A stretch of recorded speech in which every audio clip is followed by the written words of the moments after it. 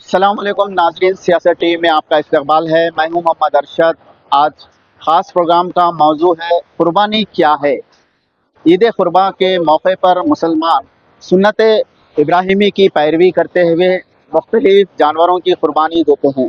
آج ہم قربانی کی فضیلت پر تفصیلی روشنی ڈالیں گے۔ اس کے علاوہ مارکیٹ میں قربانی کے چھوٹے جانوروں کی خرید و فروخت کا جائزہ لیں گے، تاجروں اور بیپاریوں سے بات چیت کریں گے اور چھوٹے جانوروں کی قیمت کے بارے میں معلومات حاصل کریں گے۔ اس کے علاوہ ممتاز عالم دین قربانی کی فضیلت پر تفصیل سے بیان کریں گے۔ لا الہ الا اللہ واللہ اکبر اللہ اکبر وللہ الحمد۔ نہ قربانیوں کا گوشت پہنچتا ہے، نہ قربانیوں کی جلد، پوست، ہڈیاں پہنچتی ہیں، بلکہ اللہ تعالیٰ کو تمہارا تقویٰ پہنچتا ہے۔ تمہاری دل کی نیت کو اللہ تبارک و تعالیٰ ملاحظہ کرتا ہے کہ کس ذہن کے ساتھ، کس نیت کے ساتھ اور کس درجے کے اخلاص کے ساتھ تم اللہ کے لیے قربانی کر رہے ہو۔ حضور اکرم صلی اللہ علیہ وسلم نے فرمایا، جو شخص قربانی کی طاقت اور استطاعت رکھتا ہے اور قربانی نہیں کرتا تو وہ ہماری عیدگاہ کے قریب نہ آئے۔ السلام علیکم بھائی، قربانی کا جانور ہے یہ 30,000 روپے اس کا پرائز بولے تھے بھائی، لیکن میں کم سے کم کرا کے 24,500 روپے میں لیا۔ عید الاضحیٰ کے موقع پر حیدرآباد میں بکرے اور مینڈوں کی خرید و فروخت عروج پر ہوتی ہے۔ ضیاء گڑھ کا میلہ، جہاں سال کے 12 مہینے بکرے اور مینڈوں کی فروخت ہوا کرتی ہے، مگر عید الاضحیٰ کے موقع پر چھوٹے جانوروں کی خرید و فروخت میں زبردست اضافہ ہو جاتا ہے۔ ضیاء گڑھ کا میلے کے علاوہ امبر پیٹ کا میلہ، چنچل گڑھ، ملک پیٹ، مہدی پٹنم اور شہر کے دوسرے مقامات پر بکرے اور مینڈوں کی خرید و فروخت کی دکانیں لگائی جاتی ہیں۔ تاہم شہر کے کمیلوں میں چھوٹے جانوروں کی خرید و فروخت کا اہم مرکز ہوتا ہے۔ کمیلوں میں تلنگانہ، آندھرا کے علاوہ اتر پردیش، مدھیہ پردیش، راجستھان سے بکرے اور مینڈے خرید و فروخت کے لیے لائے جاتے ہیں۔ سیاست ٹی وی کے نمائندے نے ضیاء گڑھ کا میلہ اور دوسرے مقامات پہنچ کر قربانی کے چھوٹے جانوروں کی درآمد، خرید و فروخت اور ان کی قیمت کے بارے میں بیپاریوں اور تاجروں سے جانکاری حاصل کی۔ ایک اوسط درجے کا بکرا یا مینڈا 10,000 سے 12,000 روپے کے درمیان فروخت ہو رہا ہے۔ بکرا یا مینڈا زندہ کلو کے حساب سے اور عدد کے حساب سے فروخت ہو رہا ہے۔ جی، ہم اسٹیٹ اتر پردیش سے آتا ہے، راجستھان سے آتا ہے، ایم پی سے بھی آتا ہے، بہت سے اسٹیٹوں سے آتا ہے۔ بکرے بھی آتے ہیں، مینڈے بھی آتے ہیں، سب بھی آتے ہیں۔ ریٹ اس کا ابھی چل رہا ہے 800، 850، بکری 700، 650، 600 کلو۔ قربانی کا ایک کم سے کم ریٹ میں کیا ملے گا بکرا کو؟ کم سے کم ریٹ میں، ابھی کم سے کم ریٹ میں نہیں ملتا قربانی، ہمارے یہاں بھی بہت مہنگا ملتا، ہمیں یہاں اور مہنگا ہوتا۔ میں ایک آدمی 10,000 میں قربانی دے سکتا ہے؟ ہاں، چھوٹا سائز کا دے سکتا ہے۔ میڈیم سائز 14 کلو 15 کلو کے سائز 10 سے 20 15 ایسا۔ ہاں، جیسے اپن کو 25,000 بھاری بکرا لینا ہے 20 کلو 22 کلو تو یہ 16,000 15,000 سے سمتنگ ملتا۔ 20,000 تک۔ ہاں، 20,000 تک 25,000 تک کا بھی ملتا ہے۔ مینڈے میں بھی یہی سیم ریٹ ہے، 800 روپے بکتا ہے۔ 800 روپے۔ اب لوگ باہر دکانیں لگاتے چھوٹے چھوٹے، وہاں سستا رہتا ہے، 1000 روپے یہاں پہ رہتا ہے، ادھر 800 ہوتا۔ یہاں تھوک میں سستا رہتا ہے، وہاں دکان پہ مہنگا ملتا ہے۔ اگر اب کے بار مال زیادہ آتا ہے یا کم آتا ہے؟ نہیں، مال جاتا آتا ہے۔ بارش ہے پورا مہاراشٹر سے؟ نہیں، کوئی دقت نہیں ہے، بارش ہو کچھ ہو مال برابر آئے گا، برابر آتا۔ لوگ آگے یہاں خریدی کریں گے۔ ہاں، سب آتے ہیں خرید۔ گراہک تو باہر جا کے مہنگے مہنگے بکرے لے کے آ رہے ہیں، 15,000 16,000 سے بکرے لے رہے ہیں۔ جیڑا منڈی میں دنیا کے بکرے آنے والے ہیں، جیڑا منڈی میں آ کے بکرے لے لو بولو۔ ابھی تمہارا ریٹ دیکھو بھیا، 15 کلو کا بکرا تمہارا کم سے کم 12,000 13,000 سے لگائیں گے میکسیمم دو تمہیں کم سے کم لاسٹ 12,000 تک آ سکتا تھا، 12-13 بیچ میں آتا، جوڑی بولتے تو 25,000 لگا سکتے۔ مارکیٹ میں جب بکرا اور مینڈا بھاری تعداد میں آ جاتے ہیں تو اس کی قیمت میں کمی ہو جاتی ہے۔ گاہک قربانی کے جانوروں کی خریداری میں محتاط نظر آتے ہیں، وہ بکرے اور مینڈوں کا جائزہ لے کر ان کی خریداری کرتے ہیں۔ قربانی کا جانور اچھا سے اچھا لینے کی کوشش کیجیے، اور ابھی ریٹ بہت زیادہ بول رہے ہیں، اس لیے آپ لوگ کیا کیجیے، تھوڑی تاخیر سے لیجیے، اتنا جلدی بازی نہ کریں، کیونکہ ریٹ بہت زیادہ بولا جا رہا ہے۔ اس کے حساب سے ذرا تھوڑی تاخیر سے لیجیے، دیکھ سن کر کے، مال انشاءاللہ بہت زیادہ آنے والا ہے۔ और हमारे लोग क्या करते हैं, जल्दीबाजी में ज़्यादा रेटों में ले लेते हैं, बाद में मालूम होता है कि अरे बहुत ज़्यादा रेट में ले लिए, हालांकि माल इंशाल्लाह बहुत ज़्यादा आने वाला है, इंशाल्लाह मंडी में बहुत ज़्यादा आने वाला है।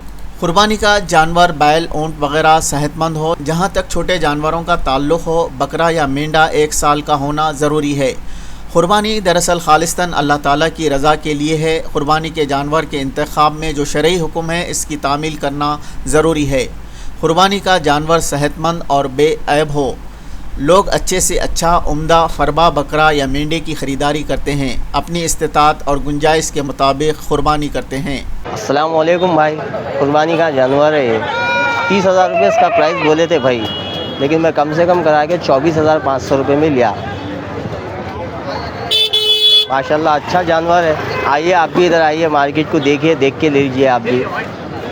में एक अच्छा जानवर कुर्बानी के लिए ही अच्छा जानवर देना बोल के ही मेरी ख्वाहिश थी, इसलिए इतना अच्छा जानवर देगा। पैसों का कभी भी कमा सकते, लेकिन जानवर अच्छा एक ही बार मिलता, वो हिसाब से मैं आया तो था 19,000 20,000 के प्राइस में लेने के लिए, लेकिन चीज़ को देखने के बाद में मुझे बहुत खुशी हुई, उस वजह से मैं पैसों को नहीं देखा, ये बकरा ले लिया। कुर्बानी दरअसल इबादत है। कुर्बानी सुन्नत इब्राहिमी की पैरवी में दी जाती है। ईद उल अज़हा के रोज़ नमाज ईद के बाद से 3 दिनों तक मुख्तलिफ़ जानवरों की कुर्बानी दी जाती। मौलाना मुफ्ती सैयद वाहिद अली साहब ने कुर्बानी की फ़जीलत, कुर्बानी के अजर व सवाब को कुरान व हदीस की रोशनी में तफसील से बयान किया। कुर्बानी एक इबादत है और अल्लाह ताला ने मुख्तलिफ़ किस्म की इबादतें हम मुसलमानों पर फ़र्ज़ और वाजिब की हैं। जिस तरह नमाज फ़ितर वाजिब है, सदक़ा फ़ितर वाजिब है, इसी तरह कुर्बानी भी वाजिब है। सदक़ा फ़ितर और कुर्बानी ये दोनों ऐसे वाजिब हैं कि ये साल में सिर्फ़ एक मरतबा हमको अदा करना होता है। ईद उल फ़ितर के मौके पर सदक़ा फ़ितर वाजिब होता है और ईद उल अज़हा के मौके पर कुर्बानी वाजिब होती है। अज़हा का मतलब है कुर्बानी, ईद उल अज़हा का मतलब है कुर्बानी की ईद।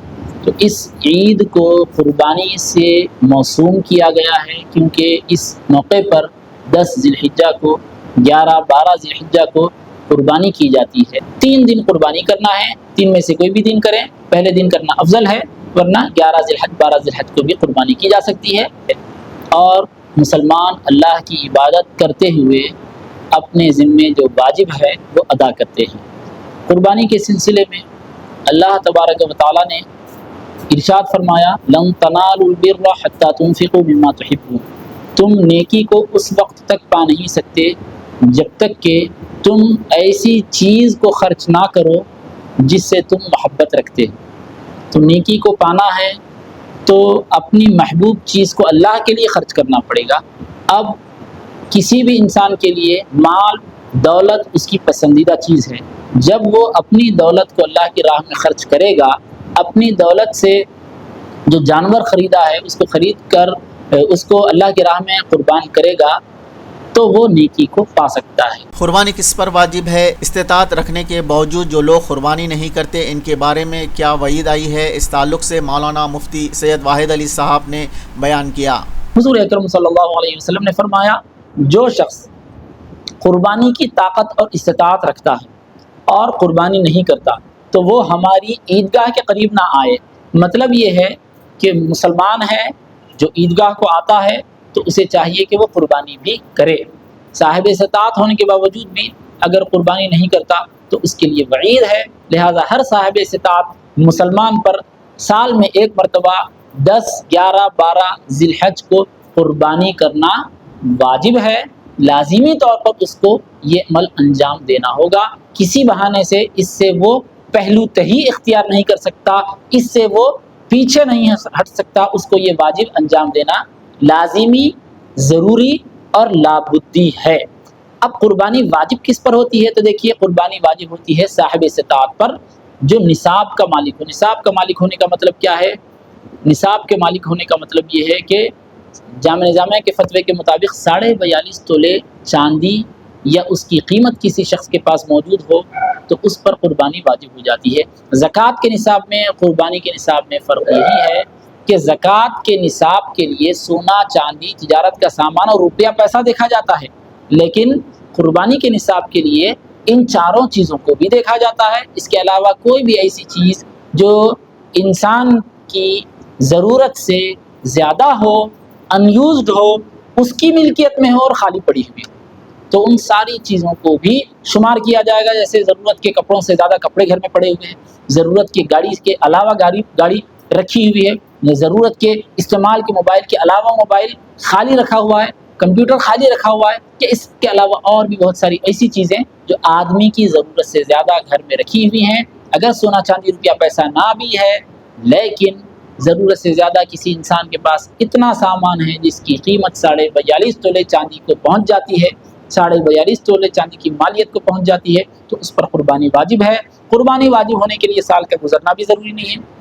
زکوٰۃ کے واجب ہونے کے لیے مال ہونے کے ساتھ 1 سال تک باقی رہنا ضروری ہے، لیکن قربانی واجب ہونے کے لیے اس کی بھی ضرورت نہیں ہے، بلکہ ایک رات پہلے قربانی کی صبح بھی کسی شخص کے پاس اتنا مال آ جائے جس کی وجہ سے وہ صاحب نصاب بن جاتا ہے، صاحب استطاعت بن جاتا ہے، تو اس پر قربانی واجب ہے۔ 1 سال نہیں، 1 مہینہ نہیں، 1 دن بھی گزرنے کی ضرورت نہیں ہے۔ قربانی کے تعلق سے مولانا مفتی سید واحد علی نے بعض اہم باتوں کی وضاحت کی۔ ایک گھر کے تمام افراد کے لیے ایک جانور کی قربانی نہیں دی جا سکتی۔ اگر گھر میں تمام افراد بالغ اور صاحب استطاعت ہو تو تمام افراد پر قربانی واجب مانی جاتی ہے۔ ایک صاحب استطاعت شخص پر ایک قربانی واجب ہے۔ اب قربانی واجب ہونے کے لیے، واجب قربانی کو ادا کرنے کے لیے ایک بکرے کی قربانی کی جائے یا پھر بڑے جانور میں ایک حصہ لے لیا جائے، ایک حصے میں شامل ہو جائے۔ اس کے لیے ایسا نہیں ہے کہ ایک گھر کی جانب سے ایک قربانی، ایک گھر والوں پر ایک قربانی، ایسا نہیں ہے۔ قربانی ایک عبادت ہے۔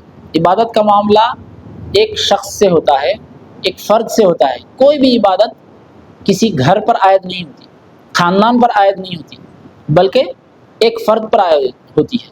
مثال کے طور پر شوہر اگر نماز پڑھ لے، فرض نماز ادا کر لے، تو بیوی سے نماز ساقط نہیں ہوتی۔ بیوی اگر روزہ رکھ لے تو شوہر سے ساقط نہیں ہوتی۔ شوہر اگر زکوٰۃ اپنی دے دے تو بیوی کی زکوٰۃ ادا نہیں ہوتی۔ یعنی یہ ساری عبادتیں، چاہے حج ہو یا اعتکاف ہو یا جو بھی عبادت ہے، ساری عبادتوں کا تعلق پرسنالٹی سے ہے، پرسن سے ہے، لوگوں کے افراد سے ہے، نہ کہ گھر پر، خاندان پر۔ لہٰذا خاندان میں جتنے افراد صاحب استطاعت ہوں گے، جتنے افراد مالدار ہوں گے، ان تمام بالغ صاحب استطاعت افراد پر قربانی واجب ہوگی۔ اگر چھوٹا بچہ ہے، اس کے پاس مال ہے، اس کے نام پر جائیداد ہے، تو اس پر قربانی واجب نہیں ہوگی۔ بالغ ہونے کے بعد جتنے لوگ مالدار ہوں گے اتنے لوگوں پر قربانی واجب ہے، اور تفصیل سے احادیث شریفہ اس سلسلے میں موجود ہیں۔